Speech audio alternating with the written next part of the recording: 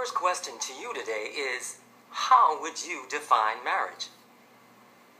Well, many people might say something like, it's a union of two or more people who are legally recognized by the government, or it's a couple that lives together and has and raises children.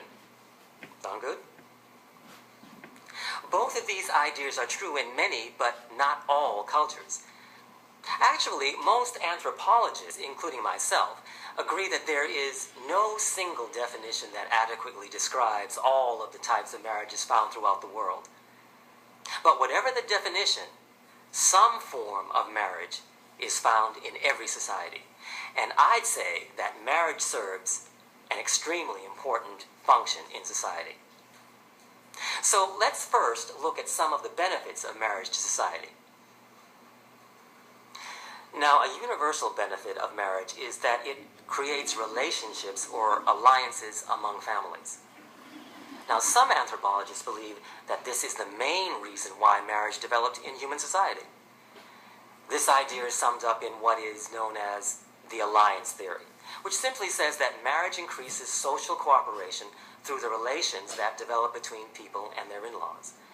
And this kind of human network is in turn good for society as a whole. A second benefit of marriage concerns children. Compared with animals, humans take an extremely long time to mature, from infancy until adulthood when they become independent. Because of this, children need parents to care for them for the first few years of their lives. And marriage increases the likelihood that a child would be properly cared for and that the child would receive the support and protection of both parents over a long period of time. Obviously, this is quite important to the survival and development of a society. Now, children also play a role in the third and final benefit we'll discuss.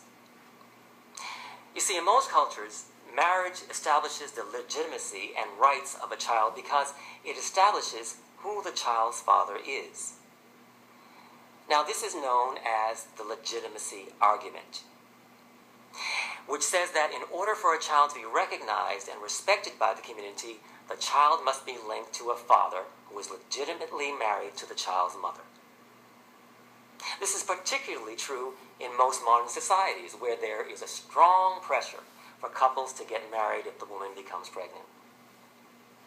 However, I might add that this kind of pressure is lessening in some Western countries. All right, so I hope that we agree that marriage benefits society in many ways.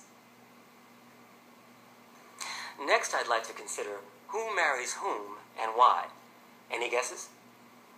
Well, statistics clearly show that most people marry someone similar to themselves in terms of race, level of education, social class, and interests. This social phenomenon is called homogamy. For instance, more than 90% of Americans marry someone from their own racial group, and about 75% marry someone from their same social class. Now, why is the phenomenon of homogamy so prevalent? Well, there's a very logical reason. People tend to marry people they've met in their daily lives, and most people tend to live near and socialize with people from their own racial group, their own social class, and with similar levels of education. I suspect that the many married couples you know confirms that homogamy is the norm. However, recent research suggests that this trend in marriage is changing and that marriages will look different in the future. To talk about the future of marriage, I'd like to focus on some figures from the U.S., although these ideas certainly apply to countries throughout the world. The strongest major trend that we'll see in marriages of the future is a gradual decline in racial homogamy. In 1980, 1.3% of marriages in the U.S. were interracial. By 2002, the number had risen to 3%, and by 2005, the number of interracial marriages had risen to 7.5%. So as you can see, this trend is accelerating rapidly, and we have many reasons to believe that the number of interracial marriages in the U.S. will continue to increase for some time to come.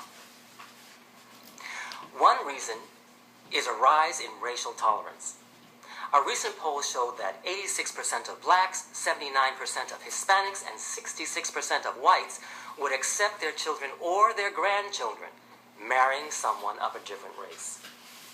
Another reason anthropologists believe interracial marriages will become more common is related to anticipated increases in the Hispanic and Asian populations in the U.S. These two groups account for many of the interracial marriages that we now see. So as these populations grow, we can assume so will interracial marriages. Now, I hope you'll agree that this trend is a very welcome one. Remember that one universal characteristic of marriage is that it creates alliances.